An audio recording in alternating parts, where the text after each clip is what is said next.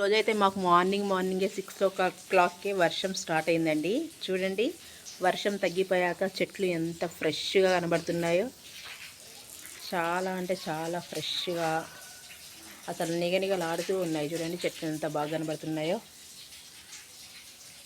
ఇలాంటి గ్రీనరీని ఎంతమంది ఇష్టపడతారో కామెంట్ చేసేయండి. మాకున్న చిన్న ప్లేస్లో చిన్ని గార్డెన్ని తయారు చేశానండి. మా గార్డెన్ ఎలా ఉందో కూడా కామెంట్ చేసి చెప్పండి. చూడండి అసలు ఎంత గ్రీనరీ. ప్రతి ఇంటిలోనూ కొన్ని చెట్లు ఇలా గ్రీనరీ అనేది ఉంటే హాయిగా ఉదయం పూటైనా సాయంత్రం పూటైనా కాసేపు ఈ చెట్ల ముందు కూర్చుంటే చాలండి. మనకి ఎలాంటి టెన్షన్స్ ఉన్నా కూడా వాటిని పక్కన పెట్టేసి హాయిగా ఈ గ్రీనరీని చూస్తూ కూర్చోవచ్చు.